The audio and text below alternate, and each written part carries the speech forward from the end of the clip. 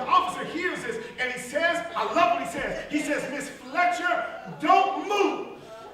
Don't try and get up on your own, but I'm going to send some help. And they will send the help.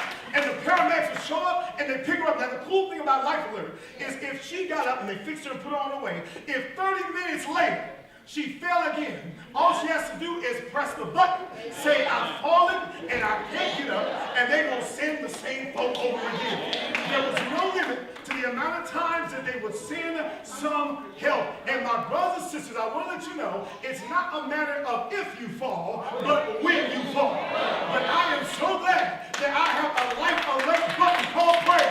And so once I push that button, it directly connects me to the dispatch officer in heaven. And he says, Michael, can I help you? I say, God, I've fallen and I can't get it up. He says, stay right there. Don't try and get up on your own. Jesus is on the way.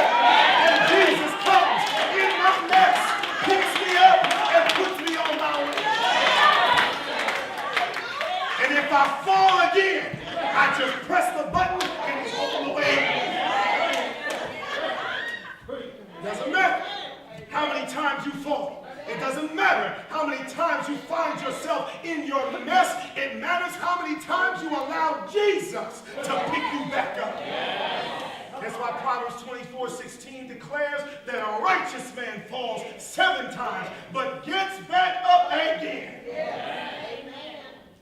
Our problem is when we fall, we get so discouraged and so hurt because we've disappointed this and that. We focus more on the fact that we have fallen as opposed to how Christ can get us back up.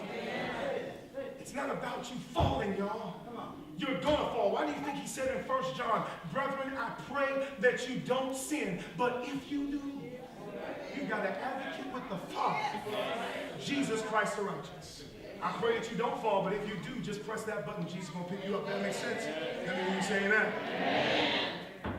So Paul says, I'll tell you how you deal with persecution. He says, if God is for you, who can knock you down and keep you there?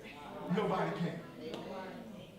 But then Paul also continues and asks and answers a question, what do we say to these things? Y'all doing all right there? I'm looking at my time. I'm going to try and rush through this thing. Here's what it says.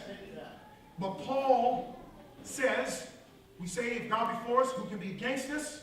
And then he begins to discuss this very beautiful item. He says, what can separate you from the love of God? And he says, see, you think this persecution means that Christ doesn't love you. He said, I'm trying to let you know, what do I say to these things? That in spite of all that you're going through, Christ loves you because none of this stuff can separate you from Christ's love.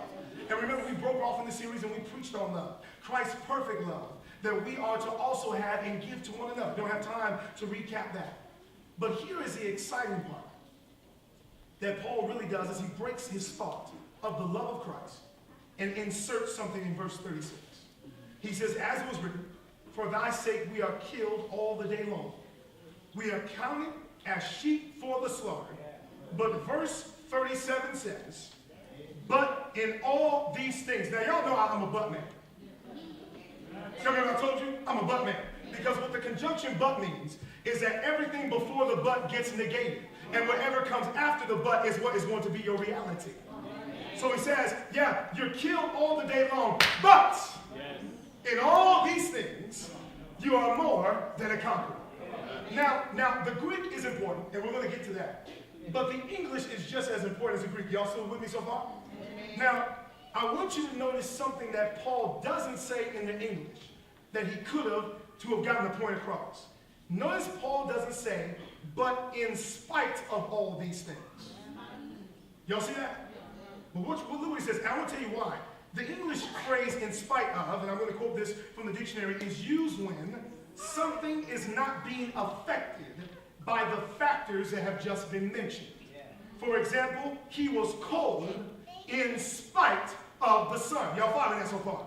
So Paul could have easily said, I am more than a conqueror in spite of trial, tribulation, all that stuff.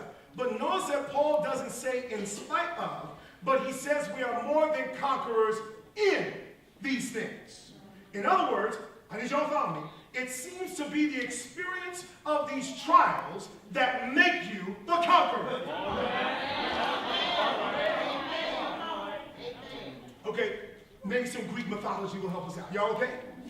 Now, in Greek mythology, the story is told of a gigantic wrestler by the name of Antaeus. Now, Antaeus is the son of Poseidon, and also the daughter, the son, his mother is Gaia, the mother of the earth, all right?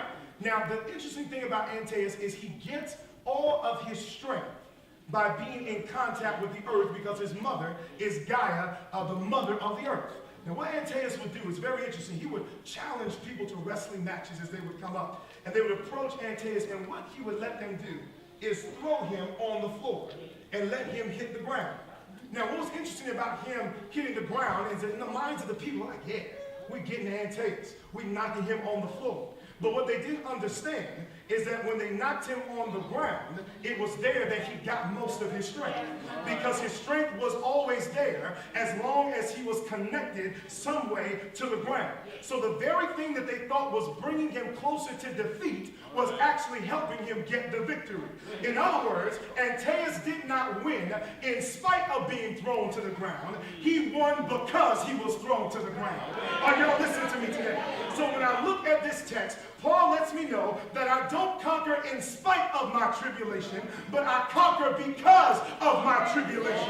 In other words, what Paul is saying is what was supposed to make me bitter actually made me better. Which was supposed to tear me apart actually put me back together. That which was supposed to bring you down actually brought you back up. That which was supposed to pull you out actually brought you back in. It is when we are in trial that we experience conquering. It's not in spite of, it is in these things. And the very trials and famine and mess that comes into our life that's supposed to kill you is the very thing that makes you more than a conqueror. Lord,